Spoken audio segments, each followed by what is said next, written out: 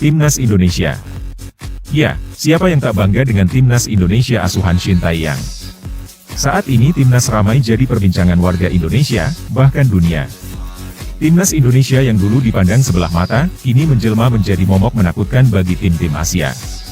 Meski ada pro dan kontra dengan adanya naturalisasi, TP tetap saja keberadaannya dipertimbangkan oleh tim lawan, dan banyak juga dari negara lain yang terpesona dengan Timnas Indonesia.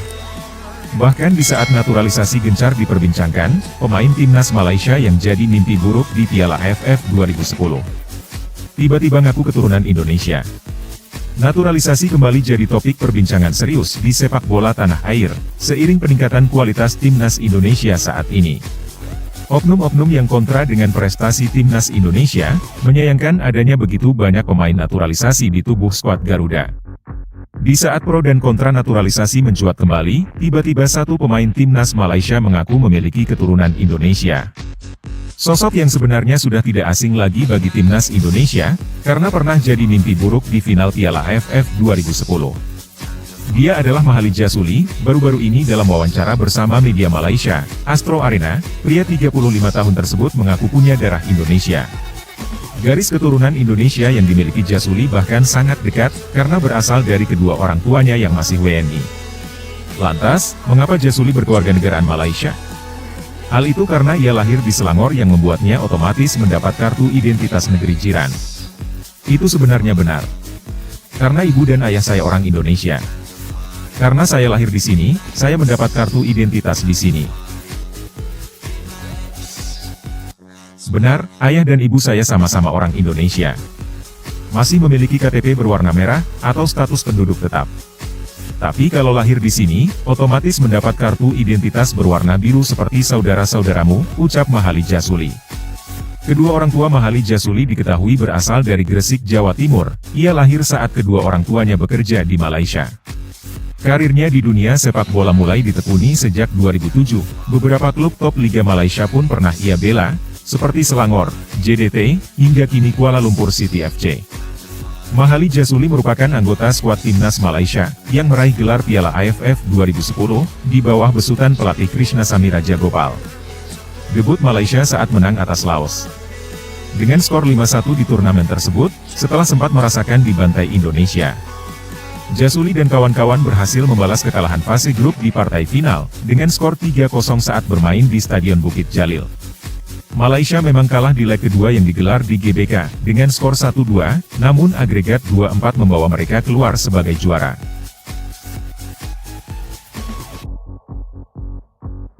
Setahun kemudian, Jasuli juga sukses mempecundangi Timnas U23 Indonesia, di SEA Games 2011 Jakarta. Sempat mengalahkan Timnas U23 Indonesia dulu di fase grup, dengan skor 1-0, sebelum menang adu penalti di partai final. Lebih dari 10 tahun berlalu, Indonesia berhasil menyabet satu gelar medali emas SEA Games 2023. Meski begitu, masih belum bisa meraih gelar Piala AFF, yang kini namanya sudah berganti menjadi Asian Cup 2024. Tapi prestasi lebih tinggi dicatatkan skuad Garuda, yang masuk ke putaran ketiga kualifikasi Piala Dunia 2026. Sebagai satu-satunya wakil Asia Tenggara yang mampu menembus babak tersebut. Bahkan Malaysia, Thailand dan Vietnam telah tersingkir.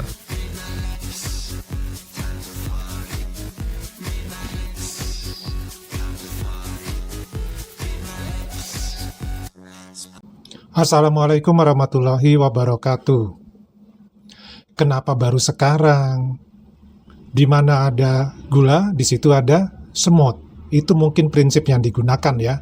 Sehingga mereka yang awalnya tidak peduli dengan Timnas Indonesia, akhirnya muncul ke permukaan dan menyatakan diri siap untuk bergabung dengan Timnas Indonesia setelah Timnas Indonesia mencapai babak kualifikasi ketiga ya. Ini ya lucu, kocak gitu loh, dan ya mau gimana lagi? Ya orang Indonesia ketawa bareng-bareng dengan kondisi seperti ini. Nah lucunya ini justru datang dari salah satu pemain Timnas Malaysia yang notabene kita tahu bersama bahwa selama ini mereka adalah pemain-pemain ataupun organisasi sepak bola dari negara tetangga kita ini yang selalu merasa harus levelnya di atas Indonesia. Tiba-tiba ada pemainnya yang ingin bergabung dengan Indonesia. Ini kan lucu gitu loh. Kemana selama ini? Kalau dia mempunyai jiwa nasionalisme yang tinggi, bukan sekarang bro gabungnya. Seharusnya dari tahun-tahun sebelumnya. Ya, ya nggak tahu juga ya motivasinya apa. Yang jelas kalau dari garis keturunan itu sangat kuat ya. Kalau dia mempunyai ibu dan ayah yang memang WNI dan sampai sekarang masih WNI ya. Hanya dia saja yang berkewarganegaraan Malaysia karena dia kelahiran di Malaysia. Ya, inilah dampak dari hal-hal yang sifatnya positif. Itu akan banyak mengundang orang, akan banyak sekali hal-hal yang tadinya tidak mungkin menjadi mungkin. Nah, lebih baik kita coba dengarkan komentar-komentar ya dari para netizen yang sudah menyaksikan dan menonton dari adanya salah satu pemain timnas Malaysia ingin bergabung ke timnas Indonesia. Yuk, seperti apa ya komentarnya? Komentar pertama. Tahun 2025, semua yang berdarah Indonesia di belahan dunia harap muncullah. Jangan malu-malu lagi ya kalian, berbanggalah kita orang Indonesia. Setuju ya? Oke, kita lanjut komentar kedua. Wah, ini baru namanya The Real Kocak. Oh, ada yang merasa ya lucu-lucu gitu loh. Kok ini terjadi gitu ya? Ya gimana mau komentar lagi? Yang berikutnya, kita ketawa aja lah. Habis mau gimana lagi? Orang lagi lucu-lucunya. Ya kemarin baru saja informasinya mengatakan bahwa mereka tidak akan menayangkan secara langsung pertandingan Indonesia melawan Bahrain di Malaysia. Sekarang muncul lagi hal yang justru lebih kocak juga. Ya, tapi ini sifatnya individu ya. Seorang pemain nasional Malaysia ingin bergabung dengan timnas Indonesia setelah timnas Indonesia berpeluang untuk bisa maju ke Piala Dunia. Yang berikutnya, udah main di Tarkam Malaysia aja, kiper Indonesia udah penuh. Akamsi sangat bagus-bagus dan sudah berkembang. Zazuli cukup di Malaysia saja, kumpul para Bangladesh. Nah ini saran aja ini ya buat pemain Malaysia ini, ya tetap aja lah untuk membela timnas Malaysia ya, karena juga kualifikasi ataupun kemampuannya apakah sama dengan pemain-pemain Indonesia yang saat ini ada di timnas nasional Indonesia. Itu harus diuji dulu ya, karena posisi level Indonesia sudah berbeda dengan level di ASEAN. Yang berikutnya, wajar saja jika dia masih punya darah Indonesia. Negara NKRI luas dan banyak yang bekerja di Malaysia, apalagi mereka yang menikah di sana. Ya, betul, itu sangat betul sekali. Kalau Indonesia wajar banyak keturunan di Belanda, dijajahnya aja sampai 350 tahun. Wow, sekarang tinggal ambil hikmahnya. Ya betul sekali, ternyata Allah itu memang benar ya. Di balik kesusahan, di balik kesengsaraan, itu ternyata ada keberhasilan, ada hikmahnya, ada rezekinya. Dan kita sekarang sudah membuktikan memetik hasilnya. Yang berikutnya, hidup dan bela timnas Malaysia saja. Bentar lagi timnas Malaysia dilatih Fahri Usaini dan asisten pelatihnya Toel. Rocky Gerung sebagai komentatornya. Ya ini jadi bahan lelucon ya. Yang berikutnya, tidak heran dan aneh karena diaspora Indonesia sangat banyak, apalagi di Malaysia yang jadi menteri saja ada beberapa kali ya. Kemudian Cie berharap dipanggil Indonesia, ngimpi katanya. Yang berikutnya, sepertinya dulu pernah diminta PSSI tapi nolak kalau nggak salah ya. Banyak juga sebenarnya pemain Indonesia yang lebih milih Singapura atau Malaysia. Biar sajalah timnas dapat ganti yang lebih. Ya ini tadi ya.